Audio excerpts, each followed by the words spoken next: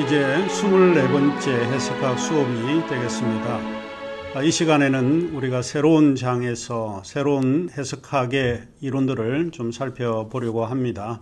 우리 교재 그까이그 해석학 폼나게 풀어보자 317쪽에 언급이 되어 있는데 제9장이 되겠습니다. 우리 9장의 주제는 후기구조주의와 해체주의 해석학입니다.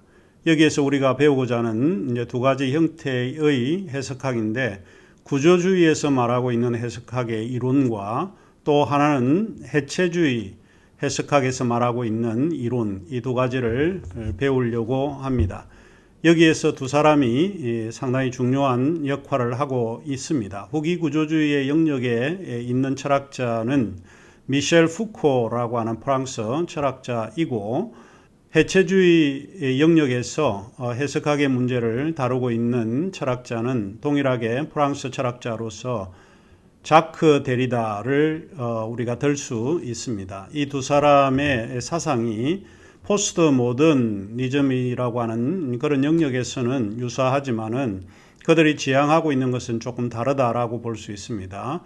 미셸 푸코 같은 사람은 조금 이따가 우리가 배우게 되겠지만은, 미셸 푸코 같은 사람은 상당히 사회의 영역 속에서 사회 철학적인 그런 요소를 좀 강조하는 그런 편이고, 자크 데리다는 그야말로 언어라고 하는 데에 착안을 해서 이야기를 하고 또 해석학 이론을 전개하고 있다라고 볼 수 있습니다.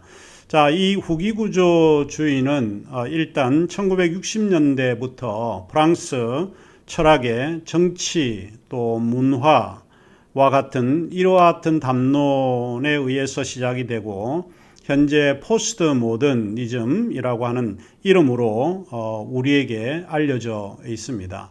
그러니까 이번 시간에는 우리가 하나 염두에 두고 시작을 해야 될 것이 있는데, 그것은 포스트 모더니즘, 포스트 모던, 이와 같은 용어와 연관해서 이해를 하시면 될 것 같습니다. 자, 후기 구조주의는 구조주의라고 하는 그 구조주의 이후의 철학적 사유를 말하고 있고, 해체주의는 근대 이후에 활발하게 나타나 있는 철학적인 사유다. 이렇게 정리를 하시면 좋을 것 같습니다. 후기 구조주의와 해체주의는 서구 철학 일반에 대한 비판에서 출발을 하고 있습니다. 그들이 비판을 하는 것은 다른 것이 아니라 서구 철학이 내세우고 있던 진리에 대한 문제입니다. 진리는 있다, 혹은 보편적인 진리는 있다라고 주장을 해왔던 것에 대한 비판입니다. 이들 후기 구조주의와 해체주의는 한결같이 이야기하는 것은 이와 같은 보편적인 진리는 존재하지 않는다라고 이야기를 합니다. 그래서 진리를 탐구하는 그것은 허황된 것이다, 이렇게 주장을 하고 있습니다. 진리를 탐구하는 그 자체를 가능한 것이 서구에서는 이성으로 봤는데, 이들 철학적 해석학이 가르치고 있는 것은 이성 그 자체가 문제가 있기 때문에 진리를 탐구할 수 없다 라고 결론적으로 이야기를 하고 있습니다. 후기 구조주의와 해체주의가 서구의 철학을 비판하는 것은 다름이 아니라 로고스 중심주의입니다. 로고스 중심주의라고 하는 것은 이성 중심주의인데, 이성 그 자체가 진리로 인식하고 진리를 탐구하고 또 발견할 수 있다라고 주장하는데, 그것이 잘못되었다, 그릇된 전제에서 출발한다라고 이야기를 합니다. 후기 구조주의와 해체주의가 관심을 갖는 것은 그러면 무언가라고 하는 것입니다. 그것은 다름이 아니라 누가 우리 시대의 담론을 결정하는가 하는 것입니다. 우리 시대의 담론을 결정한다라고 하는 말은 누가 우리 시대의 진리를 결정하고 판단하느냐, 이런 이야기입니다. 미셸 푸코 같은 사람들은 명확합니다. 그것은 권력을 가진 사람이 진리를 결정한다, 이렇게 이야기를 합니다. 그러나 그것은 보편적인 그런 진리가 아님에도 불구하고 진리로 이야기를 하고 있다라고 하는 이야기입니다. 자, 대표 이제 후기 구조주의와 해체주의 일반에 대해서 좀 우리가 살펴보게 되는데, 대표적인 철학자가 후기 구조주의에서는 조금 전에 말씀을 드렸듯이 미셸 푸코 푸코라고 하는 철학자이고, 해체주의에서는 자크 데리다라고 하는 철학자입니다. 푸코의 관심과 데리다의 관심은 좀 사뭇 다른 관심을 가지고 있습니다. 푸코는 정치적 권력과의 사회적인 어떤 연관성에서 논의를 하는 것이고, 데리다의 관심은 글쓰기의 형식에 대한 관심에서 출발을 하고 있다. 그러니까 결국에는 푸코와 데리다의 관심은 조금 그런 의미에서 다르다라고 볼 수 있습니다. 푸코와 데리다는 한결같이 공통적으로 이야기하는 것이 있는데, 그것은 무엇인가 하면 모든 지식은 중립적이지 않다라고 주장을 합니다. 보편적으로 지식이라고 하는 것은 중립적이어야 하는데, 그러나 이들은 모든 지식은 중립적이지 않다라고 이야기를 합니다. 이 문제에 대해서 그들은 한결같이 동의하고 있는 문제입니다. 그러면 지식은 어떤 방식으로 적용되고 활용되는가 라고 우리가 생각을 해볼 수 있고, 또 누가 우리 시대, 동시대의 이런 그 진리나 담론을 지배하고 있는가 하는 이 문제에 관심을 갖고 있습니다. 푸코는 권력 행사의 작동 메커니즘을 밝히면서 신체 정신 혹은 감시 권력, 이와 같은 구조가 형성이 되어지는데, 이런 것을 사회과학적인 방식을 통해서 밝혀내려고 노력을 합니다. 자, 그러면 우선 후기 구조주의에서 미셸 푸코를 우리가 살펴보도록 하겠습니다. 그러면 미셸 푸코는 누구인가?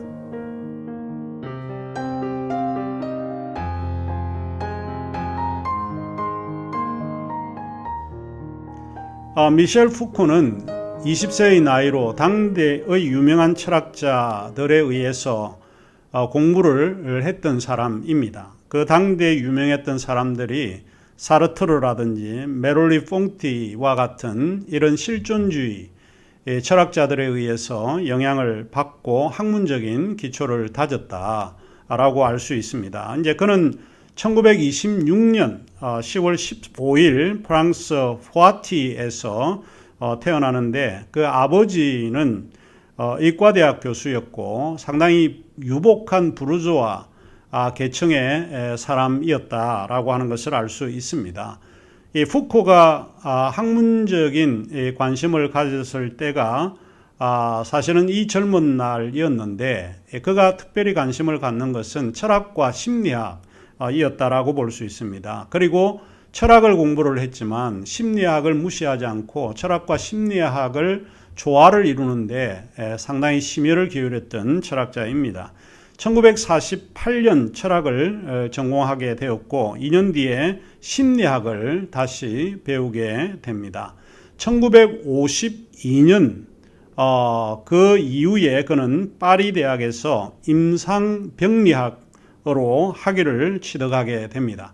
프랑스에서 사르트르 이후 가장 뛰어난 철학자를 들라고 하면 바로 그것은 미셸 푸코다라고 이야기를 할 수 있습니다. 이처럼 미셸 푸코는 상당히 뛰어난 철학자로 평가를 받고 있습니다. 그의 실천은 실제 실천적인 행동을 통해서 철학이 무엇을 해야 하는지를 보여주었던 철학자입니다.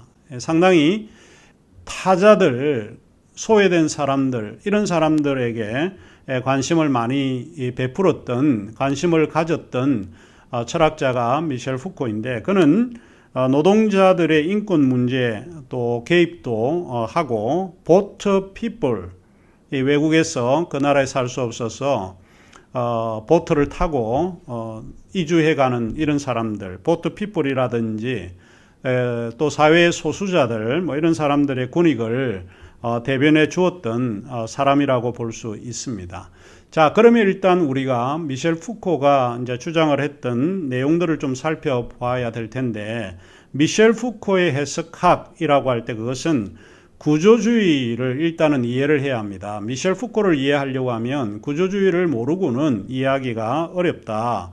그러면 구조주의라고 하는 것은 뭔가? 구조주의는 이제 1950년에서 1960년도에 활동을 했던 사상적 흐름에 에서 찾아볼 수 있는 개념이라고 볼 수 있습니다. 이 구조주의는 초기 철학적 방식에서 그가 관심을 가졌던 저서인 말과 사물이라고 하는 책에서 요 구조주의에 대해서 잘 언급을 하고 있습니다. 이제 초창기 그가 배웠던 철학의 사조가 구조주의고, 이 구조주의가 말과 사물이라고 하는 책을 통해서 설명을 하고 있습니다. 그가 이야기하고자 하는 것은 그러면 무엇인가 하는 것입니다.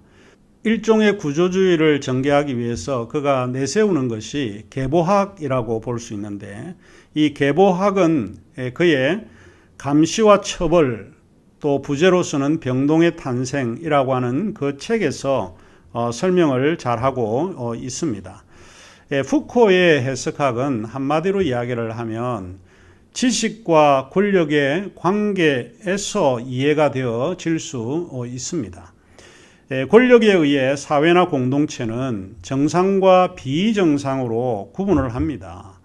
이 사회에서는 항상 정상과 비정상, 규범을 따르는 사람과 규범을 따르지 못하는 사람으로 이원화해서 구분을 시키는 것이 일상적이다.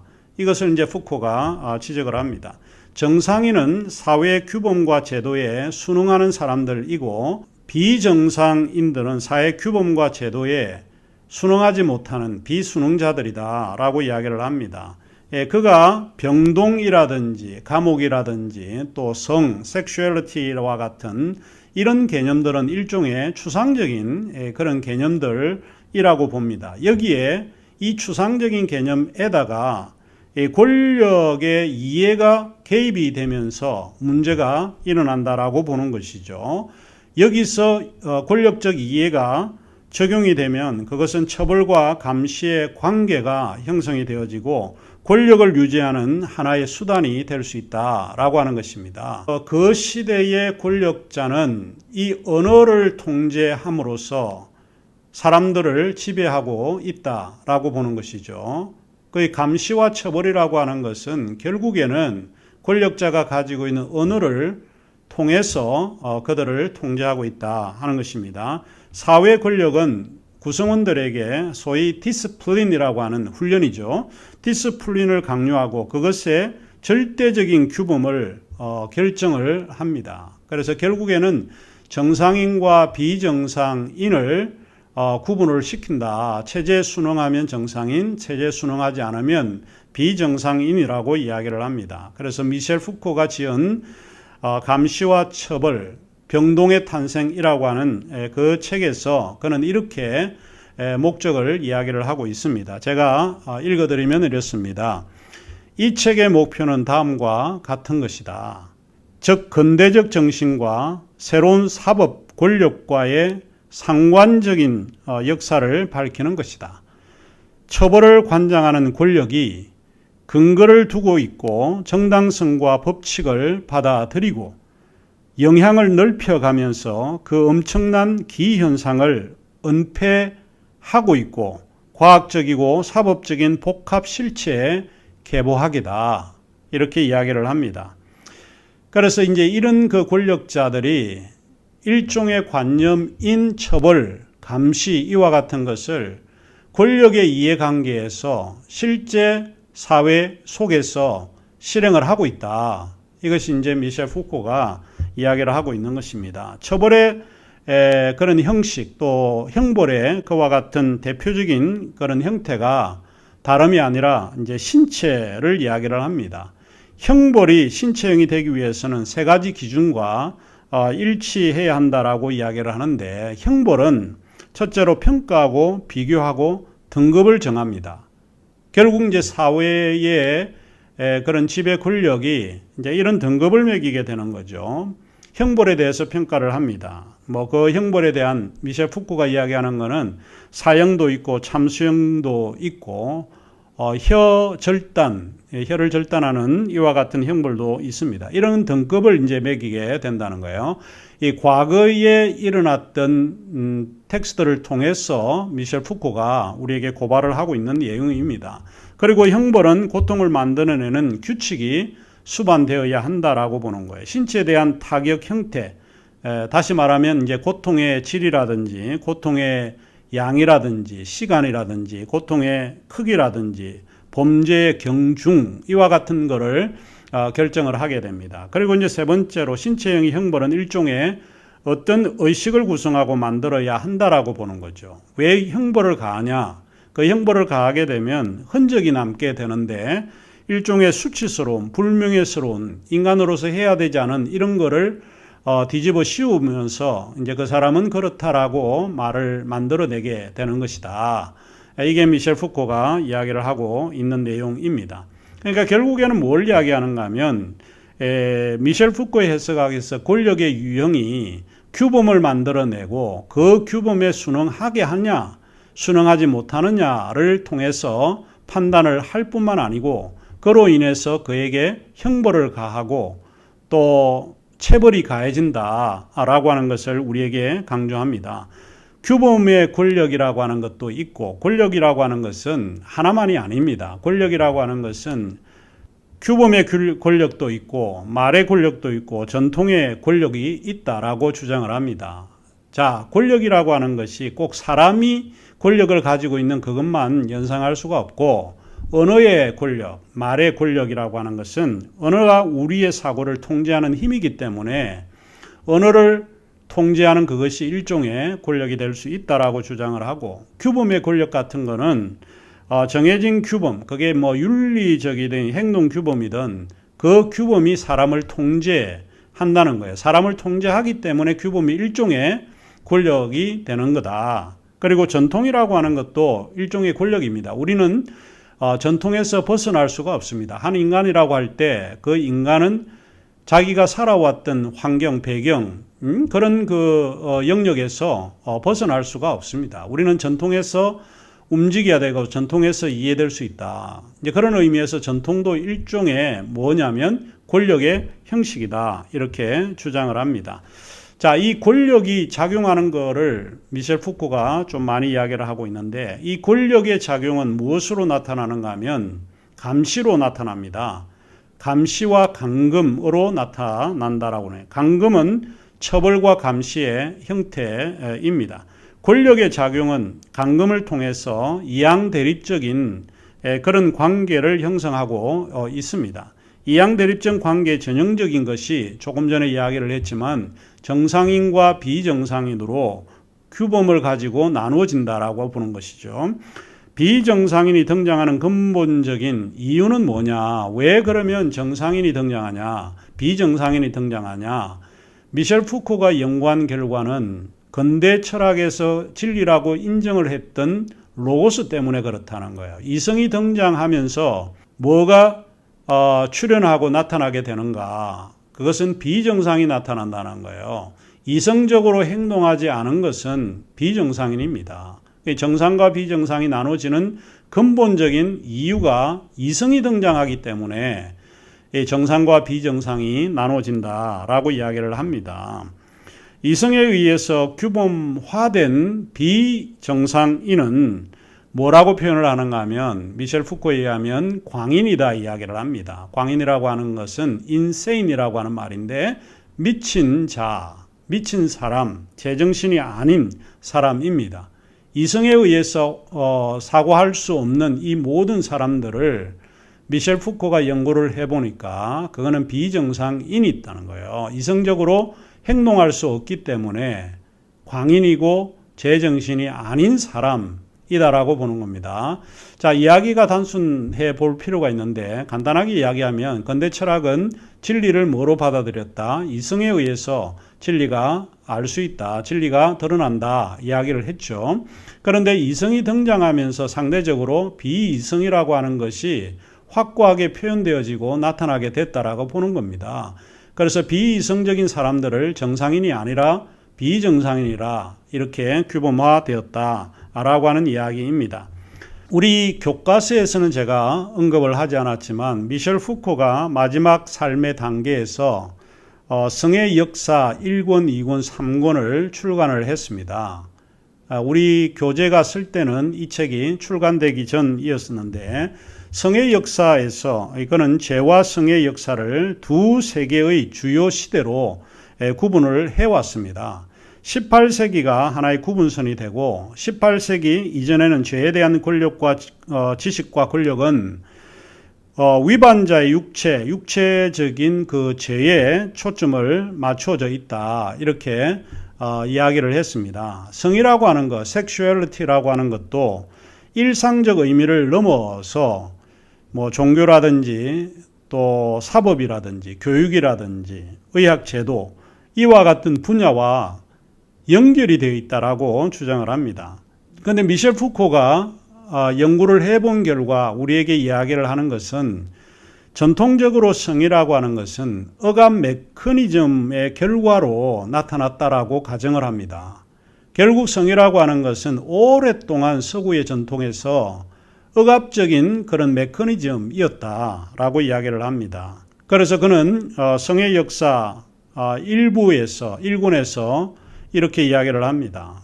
권력은 소환 메커니즘처럼 작용한다. 권력은 부른다. 권력은 감시의 대상인 야릇한 운동을 끌어낸다. 성의 쾌락은 쾌락을 몰아내는 권력 쪽으로 확산되고 권력은 은폐물에서 내린 쾌락을 뿌리내리게 한다. 아주 흥미롭게 이제 표현을 조금 했습니다. 자, 성이라고 하는 것은 일종의 그가 연구를 하면 욕망의 테마입니다. 그 성을 억압하는 방식이 금기로 나타난다라고 보는 것이죠. 그래서 푸코가 성담론에서 성적 금욕과 진리가 동일시 된다라고 이야기를 합니다. 이제 푸코는 도덕의 성담론이 원래 정해진 바가 있었던 것이 아니고 사회의 규범과 제도를 위해 도덕을 향해 요구해왔다라고 주장을 한 것입니다. 그러면서 전통적으로 도덕의 성담론은 여성을 위한 담론이 아니다는 거예요. 이 성담론이라고 하는 것은 대체로 남성용 도덕이었다. 그래서 성담론에서 요구되는 도덕이라고 하는 것은 여성에게 강요하고 강압하는 것이었고 남성들은 이것을 요구하지 않았다. 라고 이야기를 합니다. 자, 이제 이런 그 논의에서 많은 학자들은 미셸 푸코가 페미니스트에게 많은 점수를 주고 있다. 이렇게 이야기하기도 합니다. 성은 주어진 것임에도 불구하고 탄생하고 있었다. 이것이 이제 미셸 푸코가 우리에게 이야기하고자 하는 내용입니다. 여성의 육체는 완전히 성으로 가득 찬 육체라고 분석을 하게 되는 것이죠.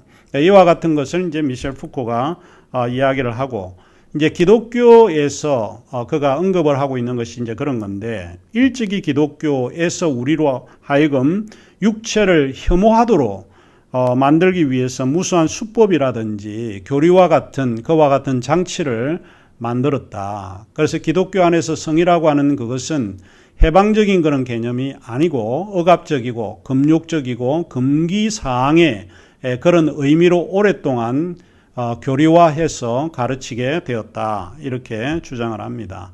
자, 미셸 푸코에 대해서 우리 교과서를 보시면 더 많이 배울 수 있는데 시간 관계상 오늘 미셸 푸코는 한두 마디만 더 이야기를 하고 마칠까 합니다. 다음 시간에는 자크 데리다에 대해서 좀 이야기를 할 텐데 일단 미셸 푸코를 생각을 하시면 이제 이런 거입니다. 이제 결국 미셸 푸코가 해석적 정황에서 이야기하고자 하는 것은 간단한 이야기입니다. 사회는 차이성과 다양성을 인정하지 않는다는 거예요. 사회는 항상 서구 사회가 요구했던 것이 진리는 하나여야 되고 여럿이 될 수 없었다. 동일성을 요구를 합니다. 똑같은 게 진리다라고 주장을 하는데 그러나 우리가 태어날 때에 이미 우발적으로 다르게 태어나기 때문에 차이성과 다양성을 인정해야 된다. 그래서 해석적 이론으로 미셸 푸코가 들어올 때는 우리가 발견할 수 있는 것은 그런 것입니다. 우리가 텍스트를 읽을 때에 어떤 글을 우리가 접하게 되면 그 안에는 여러 차이가 있다. 또 다양한 의미가 다양한 이해가 있어야 한다라고 주장을 합니다. 이것이 미셸 푸코가 우리에게 하고자 하는 내용입니다. 자, 그러면 우리가 24번째 시간은 여기서 마치도록 하고 자크 데리다 해체주의 우리 해석학으로 돌아오도록 하겠습니다.